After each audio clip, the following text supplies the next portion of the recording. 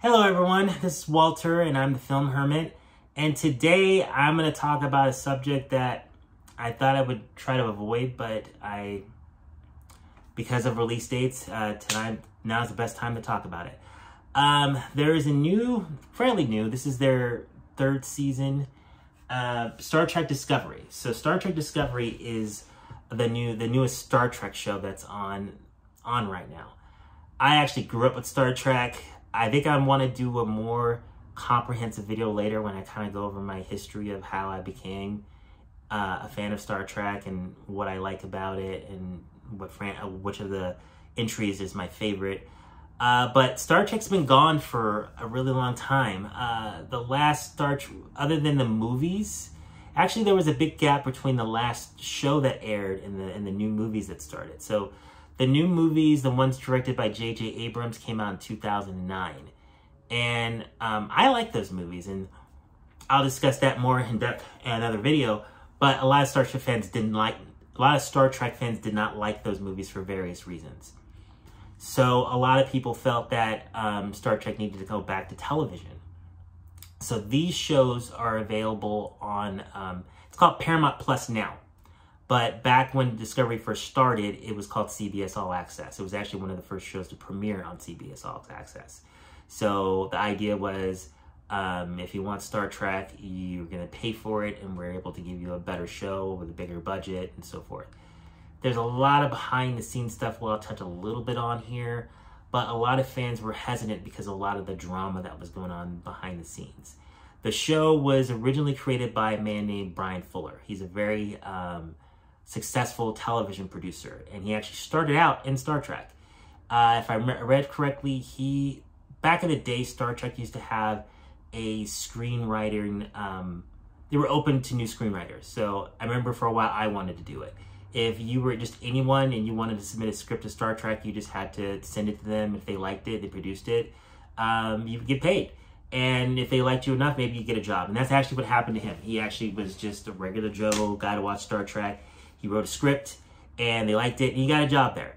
So now that he's done other shows, he wanted to do a Star Trek show, and he knows a lot about Star Trek. And what I've read is he wanted to make this show more like the original series, in the sense that this show is supposed to take place before the original series.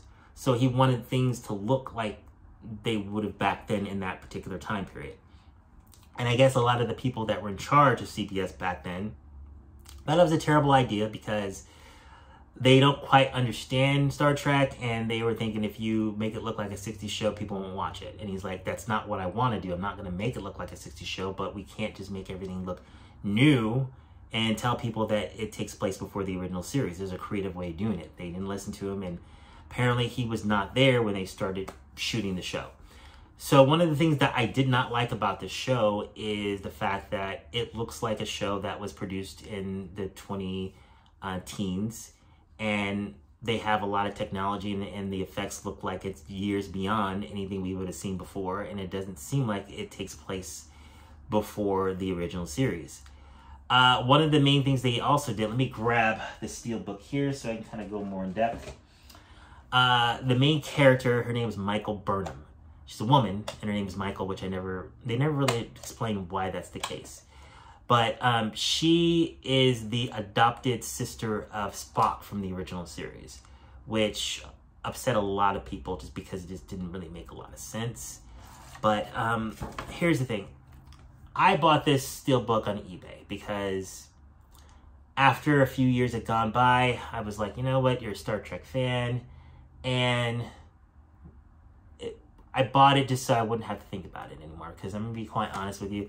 The first time I watched the series, I was going through a really dark time in my life. I was really sad and really depressed, and I think I watched this because I wanted to hurt myself. It was very painful to watch this first season, extremely painful. The main thing about this show is that they wrote it as if it was going to be a prequel to the original series, and they were adamant that this was not a reboot, that this was a continuation or a prequel to the Star Trek that we always knew before. And they contradict themselves so many times on so many different reasons. And I'll go a little bit to here, but not too much.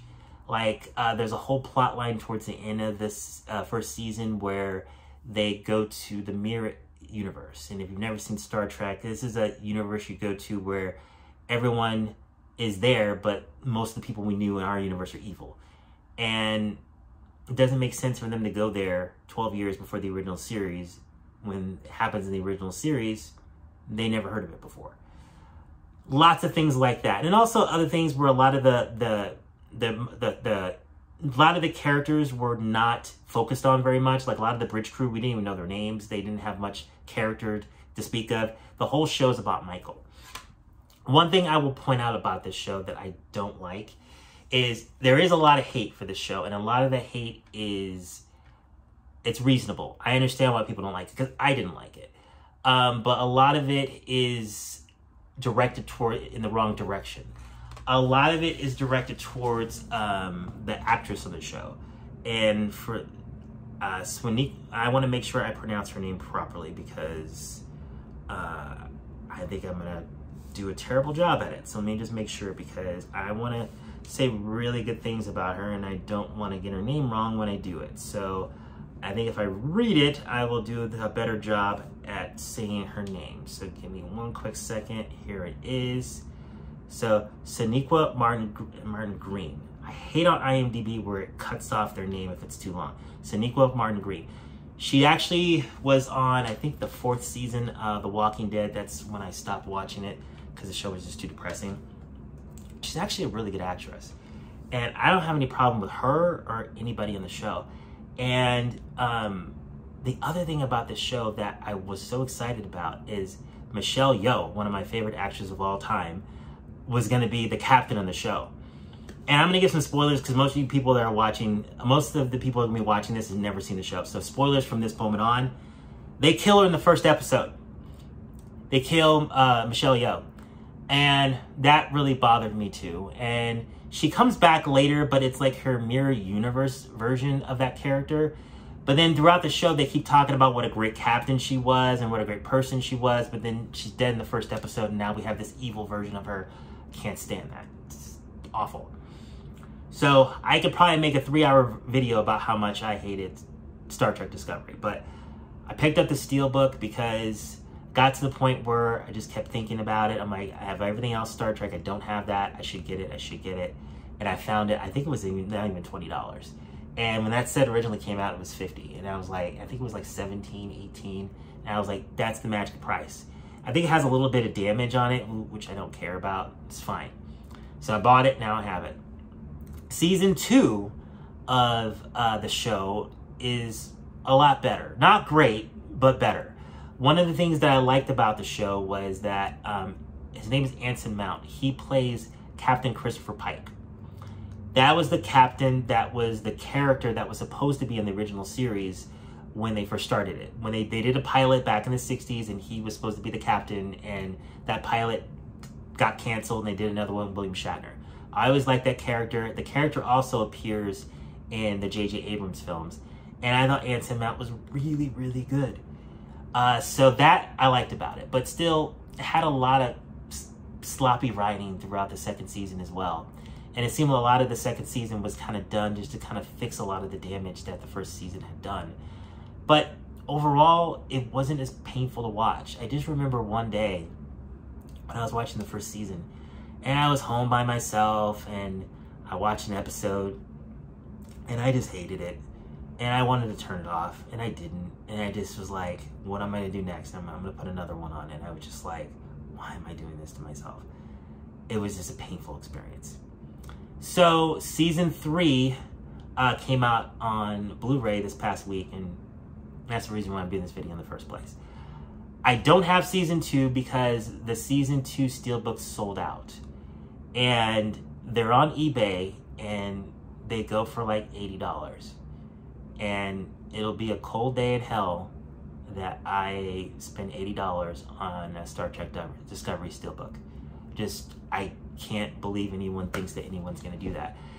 But it just bothers me. It's just the idea that basically people went and bought this Steelbook knowing that like they didn't want it, and they're trying to sell it to other people. And they do that with other Steelbooks, is fine, but Star Trek Discovery, like, really? Like, if you just left it at Best Buy, they probably would have marked them down to like 20 bucks and people could have got it. But you guys went and spent $50 for it, and you wanted to spend $80 for it. It's like, there's no way in hell. So I bought season 3, and the main reason I bought season 3 is because I met someone a couple days ago, and he talked about how he loves the show, that he's an original Star Trek fan, and he thinks it's one of the best Star Treks they ever did, and he said season 3 is really good. I didn't believe him, but I still want to watch it. I respectfully didn't believe him because I just think the show's terrible. But again, the other thing I want to point out about the show is the lead actress is a black woman. And I feel that a lot of the criticism of the show is downright racist. There's one YouTuber in particular, I don't want to say the name of it. He always takes still pictures of her.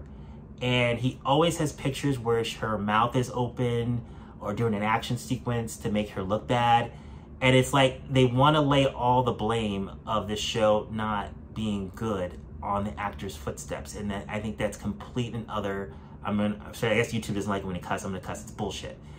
I think she's a good actress. It's not the actress's job to make sure a screenplay is better.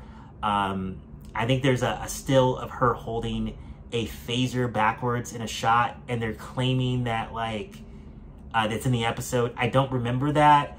And even if it was, it's still not the actor's fault. There's lots of people on set to avoid that from happening.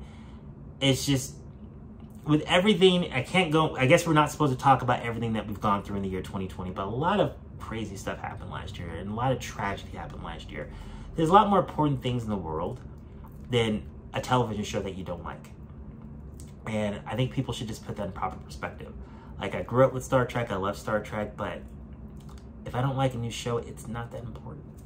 But I'm going to give the 3rd season a try. This is the 3rd season. This is the symbol for the Federation, and I guess in this season, they're in the future. And in the future, the Federation really doesn't exist anymore. I think that's the premise of it, but I'm going to go through the season and see if I like it better. One thing I will say about this Steelbook that I do like is it's got some debossing where it says Discovery.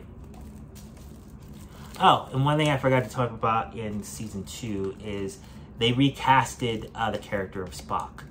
So my point is, when you recast a character, it's a reboot, period.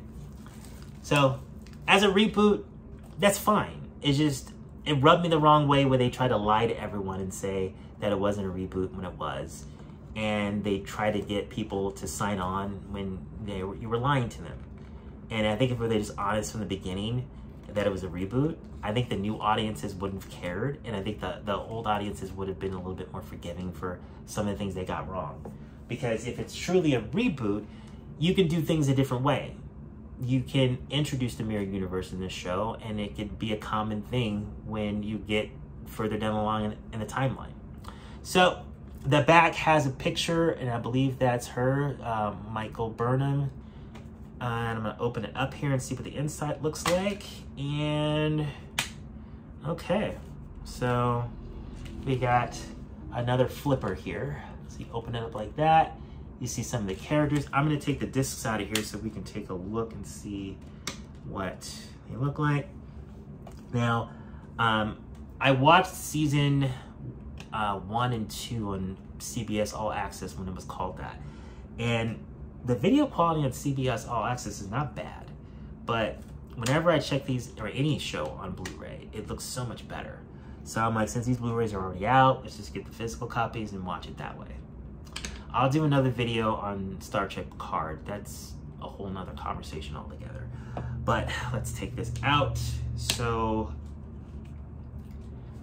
I believe this season takes place in the future, in a timeline. I think it's like the 33rd century. And I think they did that so it would avoid them from making future mistakes of things that happened in the timeline in the other franchises. So that way they can just be their own thing, their own show, and the writers are open and free to do whatever they want. So again, as a reboot, I'm going to see if the 3rd season sits a little better with me. I hear this 4th season is supposed to be the last season just because the show's not doing well on the streaming service. But these people on YouTube say that every season. This is the last season. This is the last season. This is the last season. I do know that the first season did air on TV last year. Even though it was a streaming show, they put it on TV just because there were no shows in production because of everything that was going on. And the ratings weren't good. Again, just because the ratings of a television show were not good, it's not the end of the world, and it's not the worst thing ever. Like I said, I'll try it. If I hate it, I hate it. I've got other content that I can check out and find something I like.